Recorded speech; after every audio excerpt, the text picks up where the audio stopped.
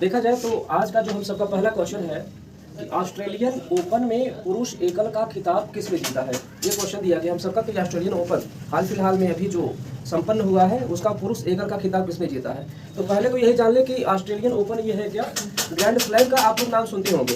Grand slam की अगर बात करें तो ये अंतर्राष्ट्रीय स्तर पर टेनिस टूर्नामेंट होता है और जो ग्रैंड स्लैम होते हैं ये कुल होते हैं 4।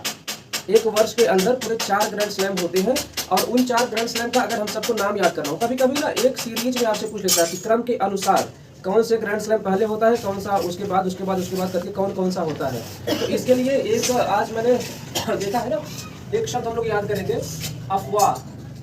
अफवाह ये है ना, तो ये 4 ग्रैंड स्लैम है। 4 ग्रैंड स्लैम कौन है, अभी हाल फिलहाल में जो जनवरी के ही महीने में होता है ऑस्ट्रेलियन ओपन हो चुका है, उसके बाद फ्रेंच ओपन होता है, उसके बाद विंबलडन होता है, उसके बाद अमेरिकन ओपन जो है वो लास्ट में होता है। तो पहला ऑस्ट्रेलियन ओपन है, दूसरा फ्रेंच ओपन है, तीसरा विंबलडन ओपन है और चौथा जो है वो अमेरिकन ओपन है जो सबसे लास्ट में होता है। ये 4 ग्रैंड स्लैम के टूर्नामेंट होते हैं और ये जनवरी के ही महीने में आपका ऑस्ट्रेलियन ओपन होता है। अभी हाल फिलहाल में जो ऑस्ट्रेलियन ओपन हुआ है उसका जो कार्यक्रम था वो 8 जनवरी से लेकर के 29 जनवरी तक था। 29 जनवरी को अभी हाल फिलहाल उसका फाइनल कंप्लीट हुआ है। उसमें अगर देखा जाए तो जो पुरुष एकल का खिताब जीता गया है ना, तो पुरुष एकल का खिताब जीता है नोवाक जोकोविक ने। नोवाक जोकोविक बड़े फेमस खिलाड़ी हैं नोवाक जोकोविक। अगर नोवाक जोकोविक की अगर बात करें, कहाँ के रहने वाले हैं, सर्बिया के हैं। नोवाक जोकोविक जो है वो कहाँ के हैं, सर्बिया के हैं। और अगर हम बात करें कि इसके उपविजेता कौन है, ये तो विजेता हो गए। उपविजेता की अगर हम बात करें, उपविजेता जो है वो उनका नाम है स्टेफनोस सित्सिपास। स्टेफनोस सित्सिपास ये मिस्र के रहने वाले हैं। स्टेफनोस सित्सिपास जो उपविजेता रहे ऑस्ट्रेलियन ओपन में, और जो विजेता है उनका नाम है नोवाक जोकोविक। नोवाक जोकोविक आपके सर्बिया के, स्टेफनोस सित्सिपास जो है वो मिस्र के रहने वाले हैं। अच्छा, ये जो है ना, ये तो जीता गया है पुरुष एकल का खिताब, ये पुरुष एकल में है। अगर हम आपसे बात करें जरा कि महिला एकल में कौन कौन जीता है, महिला एकल, तो महिला एकल में अगर हम बात करें तो जो महिला एकल में है उनका नाम है आर्यना सबालेंका। आर्यना सबालेंका, जो आर्यना सबालेंका है ये है आपकी बेलारूस की। आर्यना सबालेंका जो है वो बेलारूस की है। और जो रनर है, जो उपविजेता है रनर है, उनका जो नाम है एलेना राबकीना। एलेना राबकीना उनका नाम है। एलेना राबकीना ये रहने वाली कजाकिस्तान की, ये कजाकिस्तान की रहने वाली है। तो जो ऑस्ट्रेलियन ओपन है उससे ये कुछ अभी हाल फिलहाल के खबर है। पुरुष एकल का खिताब अगर देखा जाए तो विजेता है नोवाक जोकोविक जो सर्बिया के रहने वाले हैं। उपविजेता की बात करें स्टेफनोस सित्सिपास है जो मिस्र के रहने वाले हैं। महिला एकल में अगर बात करें तो आर्यना सबालेंका जो जीती है ये बेलारूस की रहने वाली है। महिला एकल में जो रनर है एलेना राबकीना है जो कजाकिस्तान की रहने वाली है। ये कुछ है। अगर हम बात करें पूरे वर्ष में 4 टूर्नामेंट होते हैं ग्रैंड स्लैम या टेनिस के, उनमें पहला ऑस्ट्रेलियन ओपन होता है, दूसरा फ्रेंच होता है, तीसरा विंबलडन होता है, चौथा ऑस्ट्रेलियन होता है, अमेरिकन होता है। ये 4 टूर्नामेंट होते हैं पूरे वर्ष के अंदर। चलिए, ये तो बात रही पहले क्वेश्चन की जो कुछ था। चलते हैं अब अगले क्वेश्चन पर। अगला क्वेश्चन देखा, भारत ने किस देश से 12 चीते लाने का समझौता किया है। अभी हाल फिलहाल में आप लोग जानेंगे ना, इसके पहले भी 8 चीते आ चुके हैं। 8 चीते आ चुके हैं, वो आए थे नाम्बिया से वो आए हुए थे। लेकिन अभी हाल फिलहाल में जो 12 चीते और लाने का समझौता किया गया है, ये किया गया साउथ अफ्रीका से, दक्षिण अफ्रीका। तो अभी जो 12 चीते लाने का समझौता किया गया है वो किया गया दक्षिण अफ्रीका से। यहाँ से कुल 12 चीते आएंगे। इसके पहले 8 चीते आए थे, वो आए थे नामीबिया से। अच्छा, इन चीतों को रखा किस नेशनल पार्क में गया था, कूनो नेशनल पार्क। और कूनो नेशनल पार्क है कहाँ, लिखाया जा चुका है आप लोगों को। कूनो नेशनल पार्क मध्य प्रदेश में है, मध्य प्रदेश में। इसके पहले जो 8 चीते नामीबिया से लाए गए उन्हें रखा गया, और अभी जो 12 चीते लाए जा रहे हैं दक्षिण अफ्रीका से, ये भी कूनो नेशनल पार्क में ही रखे जाएंगे। बात आई है दक्षिण अफ्रीका की, तो दक्षिण अफ्रीका के विषय में जाना जाए। दक्षिण अफ्रीका की कैपिटल की तरफ बात करें तो क्या नाम है, प्रिटोरिया। दक्षिण अफ्रीका की कैपिटल जो है वो है प्रिटोरिया। अगर यहाँ के प्रेसिडेंट की तरफ बात करें, तो उनका नाम है सिरिल रामफोसा। ये है साउथ अफ्रीका के वर्तमान में प्रेसिडेंट। और अगर यहाँ की करेंसी की अगर हम बात करें तो जो दक्षिण अफ्रीका में चलती है करेंसी उसका नाम है रैंड। रैंड करेंसी है साउथ अफ्रीका की। प्रेसिडेंट है सिरिल रामफोसा। उसकी कैपिटल जो है वो है प्रिटोरिया। और ये हम लोग पढ़ रहे हैं किस लिए, वहाँ से 12 चीतें लाने का समझौता किया गया है। और अच्छा, इन 12 चीतों को रखा कहाँ पर जाएगा, ये भी आप लोग जानते रहेंगे, नाम है कूनो नेशनल पार्क। और कूनो नेशनल पार्क है कहाँ पर, यह है आपका एमपी में। एमपी की अगर बात है तो भी हम लोग जान लेंगे ना, एमपी की कैपिटल कहाँ पर है, भोपाल। और एमपी के सीएम कौन है इस समय, शिवराज सिंह चौहान। और यहाँ के गवर्नर कौन है, मंगू भाई शकर भाई पटेल। हाँ, इतना आप लोग जान रहे हैं। चलिए हम लोग आगे चलते हैं। अब ई निरीक्षण सॉफ्टवेयर किससे संबंधित है, जो ई निरीक्षण सॉफ्टवेयर है वो किससे संबंधित है, तो बात करते हैं ये हमारे सुप्रीम कोर्ट से संबंधित है। सुप्रीम कोर्ट या उच्चतम न्यायालय, उच्चतम न्यायालय। अब जरा बात की जाए कि ये ई निरीक्षण सॉफ्टवेयर है क्या। अभी तक जो कुछ भी है ना, कि जो उसकी सुनवाई है सुप्रीम कोर्ट की, वो भी तो ऑनलाइन की जा चुकी है। लेकिन अभी हम लोग क्या करेंगे ना, कि ये जो निरीक्षण सॉफ्टवेयर बनाया गया है, इसके माध्यम से जो सुप्रीम कोर्ट के डिसीजंस हैं उन्हें अन्य भाषाओं में भी देखा जा सकता है। वैसे अभी तो हाल फिलहाल में सुप्रीम कोर्ट के जो भी डिसीजंस आते हैं वो इंग्लिश में ही आते हैं, लेकिन अब क्या है कि अन्य भाषाओं में भी इसका ट्रांसलेशन किया जा चुका है। तो जो ई निरीक्षण सॉफ्टवेयर है, यह अभी तक कुल 4 भाषाओं में उसका ट्रांसलेशन डिसीजन का कर देगा। वो 4 भाषाएं कौन कौन सी है 4 भाषाओं में इस डिसीजन का ट्रांसलेशन होगा। तो ये 4 भाषाएं हैं कौन कौन सी, पहला तो आपका हिंदी में होगा, तमिल में, और है आपका तेलुगु, और एक है गुजराती। जो उसका डिसीजन आता है, डिसीजन जो सुप्रीम कोर्ट का आता है वो तो आता इंग्लिश में ही है, लेकिन अभी जो ये ई निरीक्षण सॉफ्टवेयर आया है, इसके माध्यम से अब 4 अन्य भाषाओं में भी उसका ट्रांसलेशन कर दिया जाएगा। वो 4 भाषाएं कौन कौन सी हैं, हिंदी है, तमिल है, तेलुगु है और गुजराती है। अब अगर बात करते हैं सुप्रीम कोर्ट की, तो सुप्रीम कोर्ट के वर्तमान में चीफ जस्टिस कौन है, मुख्य न्यायाधीश इसमें कौन है सुप्रीम कोर्ट के, उनका नाम है डी.वाई. चंद्रचूड़। डी.वाई. चंद्रचूड़, ये है सुप्रीम कोर्ट के चीफ जस्टिस इसमें। अच्छा, बात करें कि जो चीफ जस्टिस होते हैं उनका कार्यकाल कितने वर्ष का होता है। चीफ जस्टिस जो होते हैं सुप्रीम कोर्ट के, उनका कार्यकाल कितने वर्ष का होता है, वो होता है या तो 6 वर्ष या फिर 65 वर्ष की अवस्था ना। हाँ, जो पहले कंप्लीट हो जाए उसी के आधार पर उनका रिटायरमेंट होता है। चलिए ठीक है, ये तो बात रही है सारे क्वेश्चंस की। आगे चला जाए, देखा जाए नेक्स्ट जो क्वेश्चन हम सबका है कि विश्व का पहला नासिका टीका किस देश में बनाया गया है। हाँ, अभी तक जितने भी टीके हैं वो सब इंजेक्ट किए जाते थे, इंजेक्शन के माध्यम से लगाए जाते थे, लेकिन अभी जो है कि दुनिया का पहला ऐसा टीका बना लिया गया है जो अब नासिका के माध्यम से उसको इंजेक्ट किया जाएगा, नाक के ही माध्यम से उसको लिया जाएगा।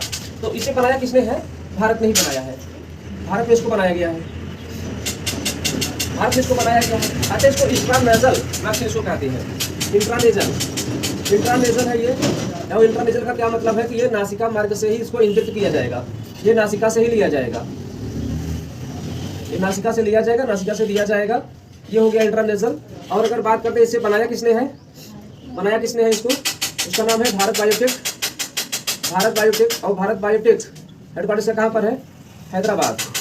भारत बायोटेक ने इसको बनाया हुआ है, भारत में इंट्रानेजल है ये। तो भारत ने इसको बना लिया है। चलिए ठीक,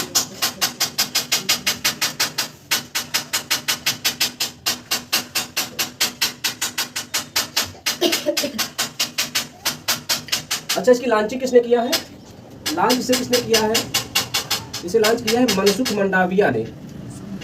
मनसुख मंडाविया कौन है, वर्तमान में ये स्वास्थ्य मंत्री है, वर्तमान में ये स्वास्थ्य मंत्री है मनसुख मंडाविया। हाँ, तो ये कुछ है, इसका निर्माण किसने किया है, भारत बायोटेक ने, भारत बायोटेक हेडक्वार्टर हैदराबाद। ये सारी चीजें इस वाले क्वेश्चन से। आगे चलते हैं, नवजात शिशु व गर्भवती महिलाओं के डाटा को रखने के लिए केंद्र सरकार ने कौन सा पोर्टल लॉन्च किया है। तो अभी हाल फिलहाल में केंद्र सरकार ने एक पोर्टल लॉन्च किया है, यूविन। ये पोर्टल लॉन्च किया गया है भारत सरकार या केंद्र सरकार के द्वारा। इसमें जो गर्भवती महिलाएं तथा जो नवजात शिशु है उनका डाटा डिजिटल रूप में रखा जाएगा। अभी तक हम लोग क्या जानते थे ना, कि अभी तक हम सबके पास में एक कोई ऐसा पर्चा मिलता था जो जच्चा बच्चा कार्ड ऐसा कुछ मिलता था ना, तो अभी तो वो हम सबको हार्ड कॉपी में मिलता था, लेकिन अभी क्या है कि अब इसे हम लोग डिजिटल रूप में रखेंगे। यूविन जो ये एप्लीकेशन है, ये पोर्टल है, इस पर उसको कंप्लीट रूप में उसको रखा जाएगा। और गर्भवती महिलाएं जो उनको टीका कब कब लिया जाएगा वो सारा चीज़ उसमें डाटा फीड रहेगा। तो ये उनके लिए एक रिमाइंडर का भी काम करेगा कि अगला वाला टीका कब लेना है, कब लगवाना है, वो सारी जानकारियां इसमें फीड रहेंगी, उसके माध्यम से आगे इसको किया जा सकता है। तो ये पोर्टल है, केंद्र सरकार ने इसको किया है, नवजात शिशु गर्भवती महिलाओं के डाटा को रखने के लिए ये पोर्टल लॉन्च किया गया है। चलिए आगे देखते हैं, पहले महिला IPL के लिए कितनी टीमों का ऐलान किया गया है। अभी तक तो पुरुष क्रिकेट टीम में ही IPL होता था, लेकिन अभी महिला IPL भी होने को है। तो इस बार जो पहली बार अगर ये IPL हो रहा है तो इसमें कुल 5 टीमों का ऐलान हो चुका है। अब ये 5 टीमें इस बार खेलेंगी महिला IPL। 5 टीमों की अगर हम बात करें तो वो 5 टीमें हैं कौन कौन सी। एक तो है बंगलौर, दूसरा है आपका मुंबई, तीसरा है आपका गुजरात, और चौथा है आपका दिल्ली, और पांचवा है आपका एक लखनऊ। ये 5 टीमें हैं जो इस बार महिला IPL खेलने जा रही हैं। 5 टीमें बंगलौर, मुंबई, गुजरात, दिल्ली और लखनऊ, ये 5 टीमें हैं जो अभी महिला IPL होने वाला है, वो भी खेलेंगी। अगर हम बात करें महिला IPL कौन करवाएगा, ये इसे करवाता कौन है, BCCI करवाता है इसको। BCCI अगर करवाता है तो इसके विषय में भी जान लिया जाए। अच्छा, जो पुरुष IPL है वो भी कौन करवाता है कंडक्ट, BCCI इसको करवाता है ना। भारत में जितने भी क्रिकेट है BCCI इसको करवाएगा। जो महिला IPL उससे भी BCCI ही करवाएगा। तो BCCI के बारे में अगर इसका एस्टेब्लिशमेंट कब है, 1928 BCCI का एस्टेब्लिशमेंट है। बात करेगा इसका हेडक्वार्टर कहाँ पर है, तो इसका हेडक्वार्टर जो है वो है कहाँ पर, मुंबई के वानखेड़े स्टेडियम में है। और अगर बात करें वर्तमान में इसके हेड कौन है, अभी हाल फिलहाल में ये बनाए गए हैं रोजर बिन्नी। इसके पहले कौन थे, सौरव गांगुली हुआ करते थे, लेकिन अभी हाल फिलहाल में उनके स्थान पर रोजर बिन्नी को BCCI का अध्यक्ष बनाया गया है। तो ये कुछ इससे था। आगे चला जाए, देखिए जो नेक्स्ट क्वेश्चन है, दुनिया की लुप्त प्राय प्रजाति की तितली कहाँ देखी गई है। अच्छा, अभी अगर हम आपको बताएं ना कि इसके पहले म्यांमार, चीन, इंडोनेशिया, इन सभी देशों में एक विशेष प्रकार की तितली देखी जाती थी, लेकिन अभी हाल फिलहाल के वर्षों में वहां से ये लुप्त हो गई। लेकिन अभी हाल फिलहाल में उसको देखा गया है। देखा कहाँ गया, उसे देखा गया अरुणाचल प्रदेश में। अरुणाचल प्रदेश में इसको देखा गया है। अच्छा, ये जो म्यांमार, चीन या इंडोनेशिया में ये तितली देखी जाती थी, उसका नाम क्या था, उस तितली का नाम था स्वैलटेल। ये स्वैलटेल नामक जो प्रजाति की ये तितली थी, ये म्यांमार, चीन, इंडोनेशिया में तो पाई जाती थी, लेकिन अभी हाल फिलहाल में वहां से लुप्त हो गई। और अभी देखी कहाँ गई, अरुणाचल प्रदेश में देखी गई। तितली का नाम क्या है, स्वैलटेल ये प्रजाति की तितली है। अरुणाचल प्रदेश में अगर इसको देखा गया तो अरुणाचल प्रदेश के बारे में जान लिया जाए ना। अरुणाचल प्रदेश की अगर बात करें तो उसकी कैपिटल कहाँ पर है, अरुणाचल प्रदेश की कैपिटल ईटानगर। अगर बात करें वहाँ के CM इस समय कौन है, पेमा खांडू, और गवर्नर कौन है वहाँ के, BD मिश्रा। ये सारी चीजें जानते रहे। कैपिटल तो कम से कम अच्छे से याद होनी चाहिए, 5 बार पूछने पर आप लोग बता पा रहे हैं। चलिए ठीक है, आगे देखा जाए। जल जीवन मिशन के तहत अब तक कितने प्रतिशत ग्रामीण घरों में नल के जल कनेक्शन किए जा चुके हैं। तो जल जीवन मिशन के तहत पहले तो जल जीवन मिशन ही जान लिया जाए। जल जीवन मिशन जो था वो 15 अगस्त 2016 को लॉन्च किया गया। लॉन्च करने वाले कौन थे, PM नरेंद्र मोदी जी। असल में इन्होंने ये टारगेट रखा था 15 अगस्त 2016 से अगले 8 वर्ष में, 8 वर्ष का मतलब 2024 तक 19.3 करोड़ घरों में जल की जो आपूर्ति है वो नल के माध्यम से कराई जाएगी। 15 अगस्त 2016 से लेकर के 8 वर्ष के अंदर यानी 2024 तक जो 19.3 करोड़ घरों में नल के माध्यम से जल की आपूर्ति कराई जाएगी। और तभी से ये कार्य संचालित हो रहा था और अभी तक जो है ना कुल लगभग 11 करोड़ घरों में जल का कनेक्शन दिया जा चुका है। तो कितने प्रतिशत ग्रामीण घरों में हम सबसे पूछ रहा है, तो अगर 19 का इतना निकाले तो अभी तक लगभग 56% घरों में वो जल का कनेक्शन दिया जा चुका है। अच्छा, एक चीज और आप लोग देख रहे होंगे ना कि ग्रामीण घरों में ये जल का कनेक्शन दिया जा रहा है। तो ग्रामीण घरों में अभी आप लोग एक चीज और देख रहे हो कि जल विभाग का टैंक आप लोगों के गाँव में बन रहा है क्या, टंकी बन रही है। हाँ, हम सबके यहाँ बन रही है, आप लोग के यहाँ भी बनेगी। अभी अगर नहीं बन रही है तो हो सकता है कि आने वाले समय में बने, और कुछ जगह तो बन भी जा चुकी है, कहीं सर्वे हो चुका है। तो वही चीज अभी देख रहे हैं ना कि अगर आपके यहाँ अगर नहीं बनी है ना तो अभी तक 56% ही घरों में ऐसा कुछ हो पाया है। तो हो सकता है कि आप अगले 44% में है, जहाँ तक आपका अभी आपके यहाँ तक नहीं पहुँचा है ना। तो अभी तक 56% ही हो पाया, तो लगभग 11 करोड़ घरों में ऐसा कनेक्शन अभी तक दिया जा चुका है। तो ये कुछ है। बात आगे करते हैं, जल का कनेक्शन अगर दिया गया ना तो ये मंत्रालय एक आता है। अभी हाल फिलहाल में हम अपने यहाँ एक मंत्रालय बनाया है, जल शक्ति मंत्रालय बनाया गया, उसके अधीन ये कार्य करता है। तो वर्तमान में जो जल शक्ति मंत्री वो कौन है, जल शक्ति मंत्री, इनका नाम क्या है, गजेंद्र सिंह शेखावत। ये है वर्तमान में जल शक्ति मंत्री। जल शक्ति मंत्री गजेंद्र सिंह शेखावत, ये है। आगे चलिए देखते हैं, अंडर 19 महिला T20 वर्ल्ड कप किस देश ने जीत लिया है? इसे जीता है भारत ने। भारत ने अभी आपको बताया कि भारत की जो महिला टीम है, महिला क्रिकेट टीम की अगर मैं बात करूं तो भारत की जो महिला क्रिकेट टीम है ना, तो अभी आईसीसी की कोई भी ट्रॉफी अभी वो कंप्लीट जीत नहीं पाई थी। लेकिन अभी हाल फिलहाल में, अभी कल की बात है कि अभी जो अंडर 19 महिला T20 वर्ल्ड कप की जो टीम थी हमारे भारत की, उसने ये अंडर 19 T20 वर्ल्ड कप को जीत लिया है। अगर जीत लिया है, भारत ने जीता है, तो हारा कौन है? रनर कौन है? रनर है आपका इंग्लैंड। इंग्लैंड को हरा करके भारत ने इस ट्रॉफी को जीत लिया है। अब अगर जरा बात की जाए, भारत ने अगर जीता है तो भारत की तरफ से कप्तान कौन थी, ये बात एकदम से याद रखना है। कप्तान कौन थी? उनका नाम था शेफाली वर्मा। शेफाली वर्मा ये भारतीय क्रिकेट टीम की कप्तान थी।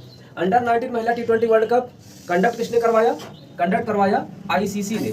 आईसीसी का पूरा नाम क्या है? International cricket council. International cricket council. अगर बात इसकी की जाए तो इसका एस्टेब्लिशमेंट कब है? लिखवाया जा चुका है 1909 में। हेडक्वार्टर की अगर बात करें तो हेडक्वार्टर से कहाँ पर है? दुबई। लिखवाया जा चुका है, जरा आप लोग रिपीट किया करें। हेड इसके कौन है इस समय? ग्रेग बर्कले ना। और ग्रेग बर्कले कहाँ के? न्यूजीलैंड के। याद रखें वो सारी की सारी चीजें। अंडर 19 महिला T20 वर्ल्ड कप जीता भारत, हारा कौन? इंग्लैंड। भारत की तरफ से कप्तान कौन थी? शेफाली वर्मा। कंडक्ट किसने करवाया? ICC, international cricket council. International cricket council का एस्टेब्लिशमेंट कब है? 1909। हेडक्वार्टर कहाँ पर है? दुबई में है। उसके हेड इस समय कौन है? ग्रेग बर्कले, जो न्यूजीलैंड के रहने वाले। आप लोगों के लिए काम है ना, रनर जो इंग्लैंड है उसके कैप्टन कौन है?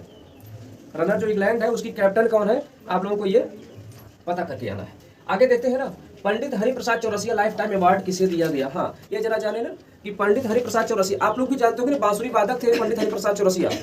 हाँ, उनके ही नाम से अब ये अवार्ड दिया जा रहा है कि Pandit Hariprasad Chaurasia life time award किसे दिया गया? उनका नाम है प्रभा अत्रे। डॉक्टर प्रभा अत्रे। डॉक्टर प्रभा अत्रे, इन्हें अब हरिप्रसाद चौरसिया का लाइफ टाइम अवार्ड दिया गया है। तो आज के लिए जो कुछ था हमारे पास, जो आज के लिए कंटेंट था, वो सब कुछ आप लोगों को दिया जा चुका है। बाकी मिलते हैं अगले दिन अगले वीडियो में। तब तक के लिए आप लोग अपना ख्याल रखें, पढ़ाई अच्छे से करें। धन्यवाद।